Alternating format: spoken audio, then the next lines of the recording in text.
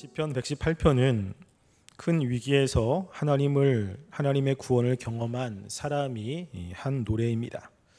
그는 특별히 하나님의 선하심과 인자하심을 개인적으로 경험을 했습니다. 자기 혼자 개인적으로 경험한 것에 멈추지 않고 공동체적으로 하나님의 선하심과 인자하심을 경험하고 그 하나님의 인자하심과 선하심을 찬양하도록 지금 이야기를 하고 있습니다. 이렇게 자신이 경험한 하나님을 다른 사람들도 똑같이 경험하기를 원하는 마음으로 이 시편을 쓴 겁니다. 특별히 이 시편을 굉장히 사랑한 사람이 있습니다. 그 사람은 바로 마틴 루터라고 하는 사람입니다. 이 사람은 이렇게 고백을 했습니다. 나는 성경 전부를 사랑하며 시편 전체를 사랑한다. 그 중에서도 내 마음에 가장 와닿는 시편은 118편이다. 그래서 나는 그것을 내 시편이라고 부른다. 심각한 위기 상황에서 그 어떤 왕이나 현인들도 나를 구해주지 못했지만 이 시편은 나를 구해 주었다. 나는 모든 이들이 이 시편을 자기 것이라고 주장할 수 있기를 바란다 라고 이야기를 했습니다. 즉, 이 마틴 루터는 이 시편 118편을 통해 하나님이 자신과 함께 하심을, 특별히 오늘 시편에서 강조하는 하나님의 인자하심을 경험한 것입니다. 마틴 루터는 종교개혁을 한 사람이고 종교개혁을 하는 가운데 여러 가지 위협과 어려움을 직면했습니다. 그럴 때마다 자신 주변에 있는 사람들이 있었지만 자기에게 도움이 되지 않았고, 특별히 이 시편 118편을 통해서 하나님의 인자하심을 인식했고 그걸로 인해서 힘을 얻었음을 고백합니다. 그래서 이 시편 118편은 나의 시편이다 라고 고백을 하면서 다른 사람들도 자신처럼 그렇게 하나님의 은혜를 경험하기를 원하는 마음으로 이렇게 고백을 한 것입니다. 따라서 우리가 이 시편 118편을 통해서 시편 기자가 이야기하는 그 하나님을 우리가 다시 한번 말씀을 통해 깨닫고 우리가 그 하나님을 소망하며 나아가는 귀한 시간이 되기를 간절히 소망합니다. 시편 118편은 29절까지 되어 있습니다. 그렇지만 우리가 이 말씀을 다 살펴볼 수가 없고요. 1절부터 9절 말씀까지만 함께 살펴보려고 합니다. 1절부터 9절까지는 크게 세 부분으로 나뉘어서 우리가 살펴볼 수 있습니다. 1절부터 4절까지는 하나님을 찬양하라고 강조하고 있고, 5절부터 7절까지는 하나님을 찬양하는 사람들이 어떻게 살아가야 되는지, 사는지에 대해서 이야기를 하고, 8절과 9절은 잠언과 같이 여호와를 신뢰하라고 이야기를 하고 있습니다. 그 내용을 하나씩 살펴보려고 합니다. 시편 118편 1절은 이 시편 전체의 주제와도 같습니다. 1절은 이렇게 이야기합니다. 여호와께 감사하라. 그는 선하시며 그의 인자하심이 영원함이로다 라고 이야기합니다. 1절의 말씀이 마지막 말씀에도 동일하게 나와 있습니다. 29절에 보시면 여호와께 감사하라. 그는 선하시며 그의 인자하심이 영원함이로다 라고 이야기를 합니다. 즉 시편 전체는 이 하나님께 여호와께 감사하고 그의 선하심과 인자하심을 찬양하는 내용으로 되어 있습니다. 이 전체 내용이 바로 이 하나님을 경험했고 이 하나님을 찬양하는 내용입니다. 시편 기자는 여호와께 감사라고 단도직입적으로 이야기를 합니다. 명령형으로 되어 있습니다. 이렇게 여호와께 감사함으로 하나님을 찬양하는 삶을 살아야 됨을 이야기를 하지요. 그런데 이렇게 하나님께 감사하며 찬양하는데 그 이유가 분명히 있습니다. 우리가 하나님이 우리의 삶 가운데 역사하신 것을 경험하면 하나님을 찬양하지 않습니까?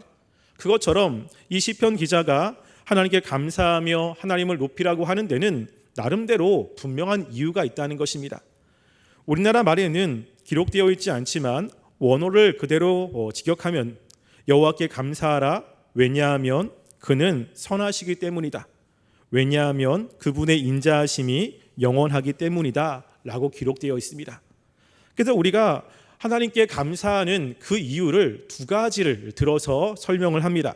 하나는 여호와께서 선하시기 때문이고, 또 하나는 여호와께서 인자하시기 때문입니다. 선하심과 인자하심은 하나님이 자기 백성을 대하실 때 나타나는 하나님의 속성과도 같습니다. 하나님은 하나님의 백성들에게 선하신 모습으로 또 인자하신 모습으로 나타나게 됩니다. 그런데 이 하나님의 두 속성 가운데 이 시편 기자가 특별히 집중하고 있는 속성이 있습니다. 그것은 바로 하나님의 인자하심이라고 하는 겁니다. 그래서 하나님의 인자하심에 대해서 2절에도 3절에도 4절에도 동일하게 반복하고 있습니다. 그의 인자하심이 영원하다 할지로다 라고 이야기를 하고 있습니다. 하나님이 가지고 계신 여러 속성이 있지만 그 여러 속성 가운데 특별히 하나님께 감사하며 찬양해야 되는 이유가 하나님의 인자하심이라고 강조하고 있는 겁니다. 인자하심이라고 하는 것은 그 히브리 말로 헤세드라고 되어 있습니다. 이것은 언약에 신실하신 하나님, 사랑의 하나님을 묘사하고 있죠. 즉 우리의 모든 구원의 원동력, 그것이 바로 이 헤세드라고 하는 것입니다. 우리가 하나님께서 능력이 많으시고 지혜가 많으시고 힘이 많으시고 이러한 많은 능력과 지혜가 있지만 우리가 하나님을 찬양해야 되는 것 가운데 하나가 바로 하나님의 사랑을 경험했기 때문입니다. 이것에 대해서 존 칼빈은 이렇게 이야기를 합니다. 하나님의 영광이 하나님의 권능이나 공의 가운데 나타나기는 하지만 우리가 하나님의 인자하심을 먼저 맛보지 않고는 결코 자발적으로 진심에서 하나님을 찬양할 수 없기 때문이다 라고 이야기를 하죠. 우리가 하나님의 사랑을 경험할 때 하나님을 찬양하게 됩니다. 하나님의 인자하심을 경험할 때 하나님을 높이게 되죠. 하나님이 나를 살아가신다는 것을 깨달을 때 우리가 그 하나님께 영광을 돌리는 삶을 살 수 있는 것입니다. 그래서 시편 기자는 하나님의 선하심과 인자하심 가운데 특별히 이 인자하심의 강조를 두고 있습니다. 이렇게 하나님의 인자하심을 찬양해야 되는 사람들이 어떤 사람인지를 2절부터 4절은 이야기를 하고 있습니다. 세 부류의 사람들을 이야기를 하고 있는데요. 첫 번째는 이스라엘, 두 번째는 아론의 집, 세 번째는 여호와를 경외하는 사람들입니다. 이들은 전부 다 하나님의 인자하심을 경험한 사람들입니다. 이 세 종류의 사람들은 이 시편이 여기서만 이렇게 이 세 종류의 사람들을 이야기한 것은 아니고요. 이 시편 앞쪽에도 뒤쪽에도 동일하게 세 부류의 사람들을 강조하고 있습니다. 시편 115편 9절부터 11절까지는 이렇게 기록되어 있습니다. 이스라엘아 여호와를 의지하라. 그는 너희의 도움이시요 너희의 방패시로다. 아론의 집이여 여호와를 의지하라. 그는 너희의 도움이시요 너희의 방패시로다. 여호와를 경외하는 자들아 너희는 여호와를 의지하여라. 그는 너희의 도움이시요 너희의 방패시로다 라고 이야기합니다. 동일하게 세 부류의 사람들에게 여호와를 의지하라고 이야기를 하죠. 왜냐하면 여호와께서 그들의 도움이시고 방패이시기 때문입니다. 시편 135편 19절부터 20절에도 똑같이 이야기를 합니다. 이스라엘 족속아 여호와를 송축하라. 아론의 족속아 여호와를 송축하라. 레위 족속아 여호와를 송축하라. 여호와를 경외하는 너희들아 여호와를 송축하라고 이야기를 합니다. 왜냐하면 여기서 이야기하는 이스라엘, 아론의 집, 여호와를 경외하는 사람들은 하나님의 헤세드, 그 인자하심을 경험한 사람들이기 때문입니다. 우리가 이스라엘은 특별히 하나님께 선택된 민족 아닙니까? 이스라엘 백성들이 다른 민족보다 더 강하기 때문에, 더 선하기 때문에, 더 하나님 보시기에 온전한 모습으로 서 있기 때문에 하나님이 그들을 선택하셔서 하나님의 백성 삼아주시고 하나님이 그들과 함께 하시는 것은 아닙니다. 아무런 조건이 없는데, 하나님께 그렇게 사랑받을 만한 아무런 것도 없는데 하나님이 특별히 이스라엘 백성들을 선택하셔서 하나님께서 그들의 왕이 되어주시고 그들의 삶을 이끌어주시고 보호해 주셨죠. 그러니까 이스라엘 백성들은 다른 민족보다 하나님의 이 인자하심을 경험한 사람들입니다. 그렇기 때문에 그들은 그 하나님의 인자하심을 찬양해야 되는 것입니다. 또 여기서 이야기하는 아론의 집도 마찬가지죠. 이 아론의 집은 대제사장으로서 하나님께 특별히 은혜를 받은 사람입니다. 그런데 이 아론의 집에 그 첫 번째인 아론이 하나님 보시기에 온전하게 다른 사람들보다 잘 살았기 때문에 하나님이 대제사장으로 삼아주신 것입니까? 그렇지 않죠. 우리가 이스라엘 백성들을 하나님께서 출애굽시키셔서 시내산에 도착했을 때 하나님이 모세를 시내산으로 부르셨습니다. 40일 동안 모세와 함께 이야기를 하는 가운데 밑에서 아론은 이스라엘 백성과 함께 금송아지를 만들었습니다. 이스라엘 백성을 하나님의 말씀 가운데 잘 양육해야 되는 그런 사람인데 이스라엘 백성과 함께 금송아지를 만들어서 이것이 너희를 인도해낸 여호와라 라고 이야기를 합니다. 아론은 하나님께 사랑을 받기보다는 책망을 받아야 마땅합니다. 아론은 하나님께 이렇게 특별하게 선택받기보다는 하나님께 징계를 받아야 마땅한 사람입니다. 그런데 특별히 그 아론을 하나님이 선택하셔서 대제사장의 직분을 맡겨주셨고 가까이에서 하나님을 섬길 수 있는 그 직책을 맡겨주셨습니다. 이 하나님의 인자하심을 경험한 아론의 가문은 더더욱 하나님의 인자하심을 찬양해야 마땅한 것이죠. 여기서 이야기하는 여호와를 경외하는 자들도 마찬가지입니다. 여호와를 경외하는 자들은 혈통적으로 이방인이나 여호와의 신앙의를 받아들인 개종자들을 이야기를 합니다. 그들은 하나님을 모르는 사람들이었고 그리고 하나님에게서는 이방인이었습니다. 하나님의 징계와 심판을 받아야 마땅한 사람인데 하나님께서 그들을 사랑하셔서 하나님의 백성 삼아 주시고 그리고 하나님의 사랑을 받게 하신 것입니다. 그러니까 이들은 모두가 다 하나님의 인자하심을 경험한 사람들입니다. 그렇기 때문에 이런 하나님의 인자하심을 경험한 사람들은 말하기를 여호와의 인자하심이 영원하다 함이로다라고 이야기를 하며 찬양을 해야 되는 것입니다. 여기서 말하기를이라고 하는 단어는 아마르라고 하는 단어로 공적으로 고백하거나 맹세한다는 뜻입니다.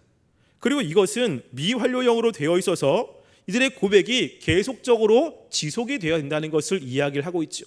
왜냐하면 그들은 하나님의 특별한 선택을 받아서 하나님의 백성이 되었고 하나님과 언약적인 관계를 맺었기 때문에 그렇습니다. 우리도 그렇지 않습니까? 우리도 하나님의 특별한 선택을 받아서 하나님의 백성이 되었습니다. 우리가 하나님의 사랑을 받았고 그리고 하나님의 나라에 들어갈 수 있는 특권을 주었습니다. 왜 하나님께서 우리를 선택하신 것입니까? 내가 다른 사람보다 더 잘났기 때문에, 내가 다른 사람보다 더 율법적으로 아니면 도덕적으로 올바르기 때문에, 내가 다른 사람 비해서 훨씬 더 선하기 때문에 그렇습니까? 그런 것이 아니죠. 특별한 하나님의 은혜인 것입니다. 나는 아무것도 없는데, 나는 하나님 앞에 아무것도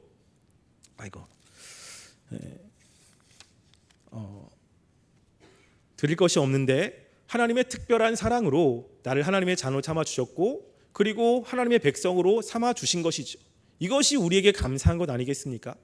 그러니까 우리가 이것을 찬양해야 되는 이유가 분명히 있는 것입니다. 그러면서 이 시인은 5절에서 이렇게 하나님의 선하심을 찬양하는 사람들이 어느 때 이런 하나님의 선하심을 붙잡고 살아가야 되는지를 이야기를 합니다. 5절에 보시면 이렇게 이야기를 하죠. 내가 고통 중에 여호와께 부르짖었더니 여호와께서 응답하시고 나를 넓은 곳에 세우셨도다 라고 이야기를 합니다. 지금 여기서 강조하는 단어는요, 고통 중에라고 하는 것입니다. 특별히 시인은 고통 중에라고 하는 단어를 굉장히 강조하고 있습니다. 가장 처음에 나오는 단어입니다. 고통 중에라고 하는 것은 내 외적으로 극심한 고통과 혼란을 겪고 있는 상태를 이야기를 합니다. 이것에 대해서 존 칼빈은 요 118편을 주석하면서 이렇게 이야기를 합니다. 칼빈은 118편이 다윗이 쓴 시편이라고 이야기를 하는데요. 다윗은 하나님의 인자하심이 선포되는 순간 사람들의 마음에 일기 쉬운 다음과 같은 반론을 예상하고 있었던 것 같다. 하나님은 어찌해서 자기 종들이 극심한 압제와 고통을 당하도록 허락하셨는가 라고 하는 것입니다. 우리의 의문 가운데 하나가 이거 아니겠습니까? 하나님이 그렇게 우리를 사랑하신다면, 하나님이 인자하심이 영원하시다면 우리가 하나님의 백성으로 왜 우리는 어려움을 당하는가? 믿지 않는 사람들보다 왜 우리는 더 힘든가? 하나님 말씀대로 살려고 애를 썼는데 왜 우리는 더 어려운가? 이러한 의문이 생기게 됩니다. 하나님의 인자하심이 영원하다면 하나님의 백성들은 다른 사람보다 훨씬 더 편해야 되고 행복해야 되고 평안해야 되는데 그렇지 않은 삶을 살게 됩니다. 이것에 대해서 칼빈은 그 다음에 이렇게 이야기합니다. 그러므로 다윗은 하나님의 인자하심은 결코 실패하지 않기 때문에 우리는 기도 중에서 모든 고난에 대한 위로와 해결을 얻게 된다고 그들에게 상기시켜 주었다.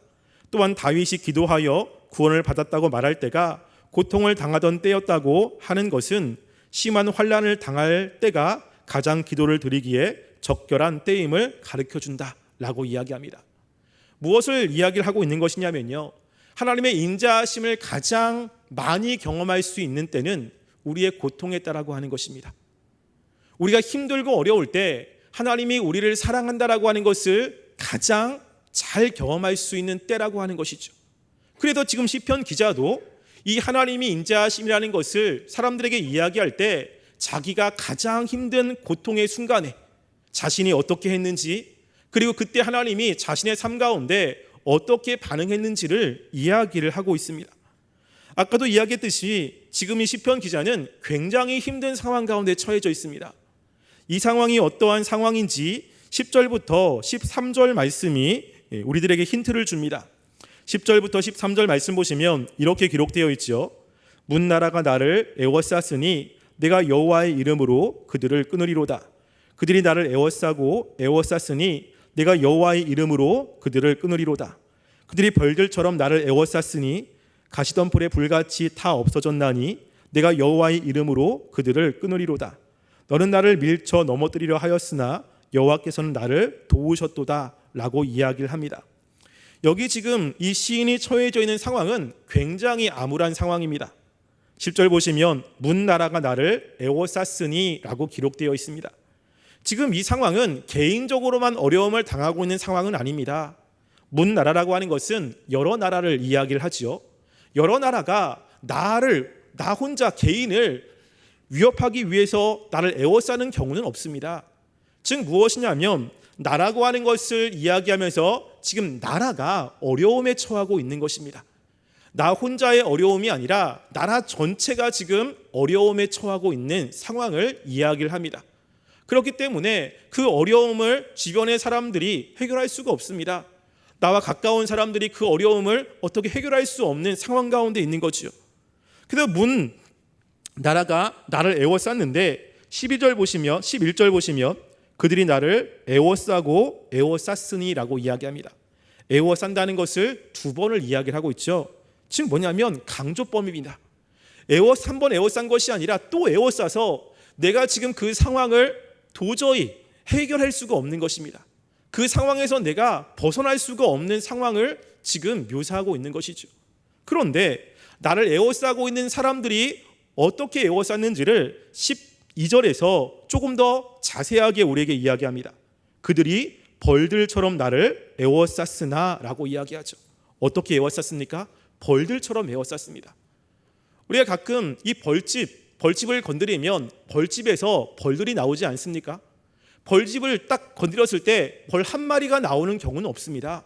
건드리면 벌들이 수백 마리 또는 수천 마리가 나와가지고 막 우글거리죠.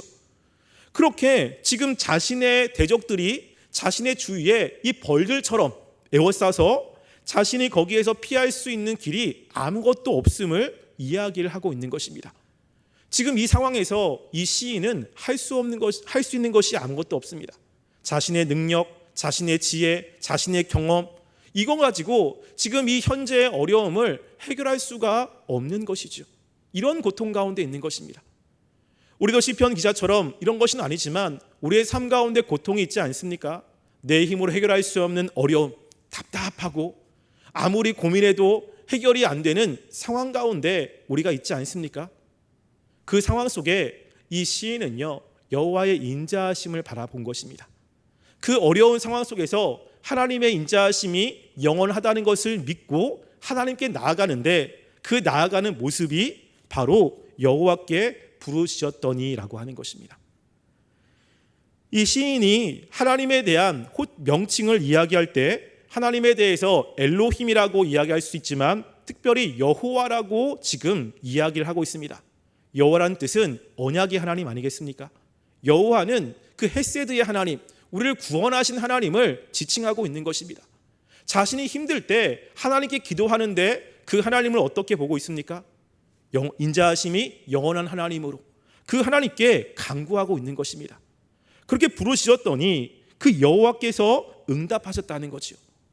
이렇게 자신을 사랑하는 하나님, 자신과 언약을 맺으신 그 하나님이 자신의 기도에 응답하셔서 지금 자신의 어려움을 해결해 주셨음을 고백하고 있습니다.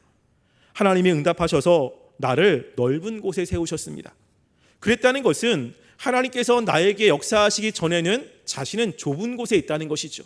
답답하고 힘들고 빠져나갈 수 없는 그러한 힘든 상황 가운데 있었지만 하나님께 기도했더니 하나님께서 응답하셔서 나를 넓은 곳으로 인도하셨다는 것입니다.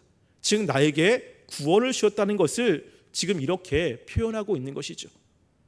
이 시편 기자는 자신이 힘들고 어려울 때 인자가 영원하신, 인자하심이 풍성하신 하나님을 바라보았습니다. 그리고 하나님께 간구했던 것입니다. 그 하나님께 간구했더니 역시나 하나님께서 응답하셔서 자신의 그 어려움을 해결해 주시고 자신과 함께 하심을 경험하게 됩니다. 이런 하나님을 경험한 이 시편 기자가 6절과 7절에 하나님 앞에 이렇게 고백을 합니다. 6절과 7절 보시면 이렇게 기록되어 있습니다. 여호와는 내 편이시라 내가 두려워하지 아니하리니 사람이 내게 어찌할까. 여호와께서 내 편이 되사 나를 좁는 자들 중에 계시니 그러므로 말을 미워하는 자들에게 보응하시는 것을 내가 보리로다 라고 이야기합니다. 지금 이렇게 기도의 응답을 받은 시편이 고백하는 것이 무엇이냐면요, 여호와가 내 편이시라는 것입니다. 여호와가 내 편이시라는 것이 가장 서두에 기록되어 있습니다. 원어적으로는 여호와 리라고 이야기합니다. 즉 여호와는 나를 위하여라고 하는 거죠. 그 하나님께서 나를 위하여 그리고 이런 일을 하셨다는 것이죠. 하나님께서 나를 위하여 지금 역사하고 계신 것입니다. 하나님께서 다른 많은 사람들을 위해서 역사하지만 이렇게 하나님의 인자하심을 경험한 사람들은 하나님이 나만을 위해서 계시는 것처럼 느끼게 되는 것입니다. 그래서 시편 기자는 여호와가 내 편이시라라고 강조하고 있습니다. 여기서 내 편이라고 하는 것은 때로는 오해의 소지가 있습니다. 하나님께서 내가 죄를 져도 내 편이고 내가 잘못된 길로 가도 내 편이고 이런 것처럼 오해할 수 있는 소지가 있지만 이것의 원래 의미는요, 하나님이 나와 함께 하신다는 뜻입니다. 그러니까 내가 혼자가 아니라 어려운 순간에 하나님이 나와 함께 하심을 경험하는 거예요. 나 혼자가 아니라 하나님이 나를 돌보고 계심을 경험하고 있고 하나님이 나를 보고 계심이 그리고 내 기도에 귀를 기울이고 계심을 이 시편 기자가 경험하고 있는 것입니다. 그래서 지금 하나님이 내 편이시라라고 이야기를 하면서 그러면 나오는 모습 가운데 하나가 6절에 보시면요, 내가 두려워하지 아니하리니 사람이 내게 어찌할까라고 하는 것입니다. 어떤 마음이 생기냐면 담대한 마음이 생깁니다. 그래서 사람이 내게 아무것도 할 수 있는 것이 없습니다. 그 전에는 주변에 있는 어려움들, 상황들 때문에 답답하고 힘들었지만 하나님의 인자하심을 생각하고 하나님을 보니까 하나님이 내 편이신 거예요. 이 세상을 창조하시고 이 세상을 다스리시는 그 하나님이 나와 함께 있다는 것을 깨달은 것입니다. 그러고 나니까 어떤 마음이 생깁니까? 담대한 마음이 생기는 겁니다. 이제는 두려워하지 않는 것이죠. 사람을 두려워하지 않고 담대하게 살아갈 수 있는 힘을 얻게 되는 것입니다. 그것을 10절부터 12절에도 동일하게 이야기를 합니다. 우리가 아까 10절부터 12절은 이 시인이 어려운 상황이 모사됐다고 이야기를 했지 않습니까? 근데 하반절에 보면 동일하게 이렇게 이야기를 합니다. 내가 여호와의 이름으로 그들을 끊으리로다. 내가 여호와의 이름으로 그들을 끊으리로다. 내가 여호와의 이름으로 그들을 끊으리로다. 여호와께서는 나를 도우셨도다 라고 이야기합니다. 지금 자신의 상황이 힘든 상황이에요. 문나라가 자기를 에워쌌고 벌주처럼 에워싼 상황입니다. 당연히 두려울 수밖에 없고 당연히 답답할 수밖에 없습니다. 근데 시편 기자의 마음 가운데는 여호와 하나님이 자신과 함께 있음을 깨닫게 된 것이죠.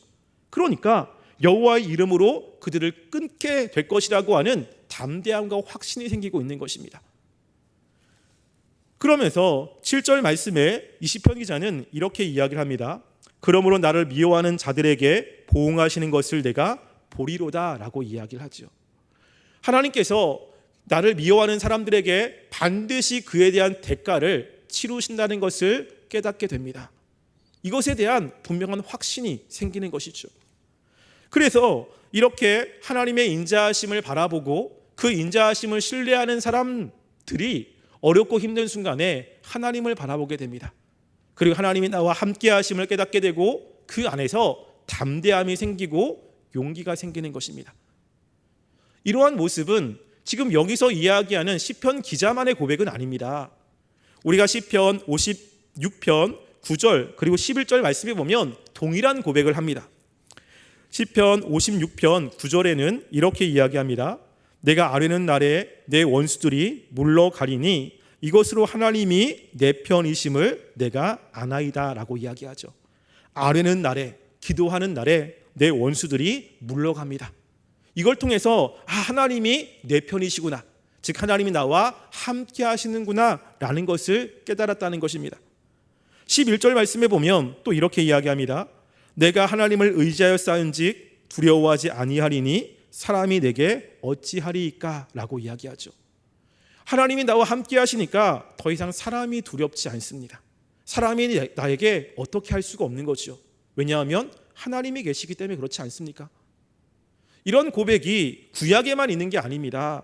신약에도 보면요, 히브리서 13장 6절에도 똑같은 고백을 하게 됩니다. 참으로 주께서는 모든 환난에서 나를 건지시고 내 원수가 보응받는 것을 내 눈이 똑똑히 보게 하셨나이다. 죄송합니다. 히브리서 13장 6절입니다. 그러므로 우리가 담대히 말하되 주는 나를 돕는 이시니 내가 무서워하지 아니하겠노라.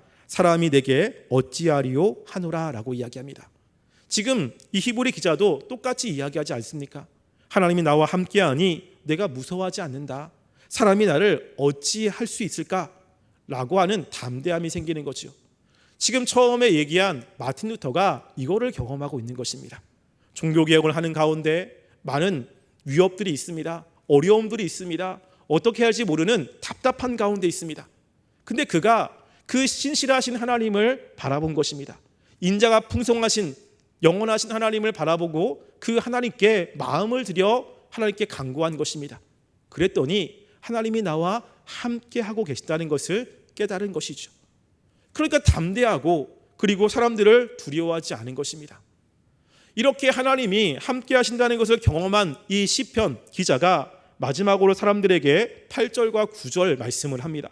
8절과 9절 보시면 여호와께 피하는 것이 사람을 신뢰하는 것보다 나으며 여호와께 피하는 것이 고관들을 신뢰하는 것보다 낫도다 라고 이야기하죠. 당연한 결론 아니겠습니까? 자신이 여호와께 피하는 것이 사람을 의지하는 것보다 낫다. 여호와께 피하는 것이 높은 지위에 있는 사람들 그리고 힘 있는 사람들 그들을 신뢰하는 것보다 훨씬 낫다 라고 고백을 합니다. 이것은 그냥 자신이 생각해서 내놓은 결론이 아니라 자신이 경험한 이후에 나온 고백이라고 하는 것입니다. 자신이 지금 이런 고백을 한 것이죠. 사람들에게 이야기를 하는 것입니다. 사람들을 의지하기보다는 여호와를 의지해라. 방백들을 의지하기보다는 하나님을 의지해라. 하나님의 인자하심이 영원하기 때문이다 라고 고백을 하고 있는 것입니다.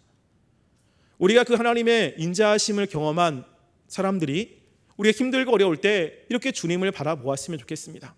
우리가 힘들고 어려운 그 순간에 하나님의 인자하심을 바라보고 그분께 간구하여 하나님이 나와 함께 하시는구나 라는 것들을 경험하는 삶이 되었으면 좋겠습니다. 그래서 그 하나님을 바라보며 우리가 사람들에게 여호와를 의지하라고 하나님을 신뢰하라고 우리가 전도하고 또 우리 마음 가운데 주님 때문에 담대함과 그리고 평안함 가운데 살아가는 삶이 되기를 주님의 이름으로 간절히 소원합니다.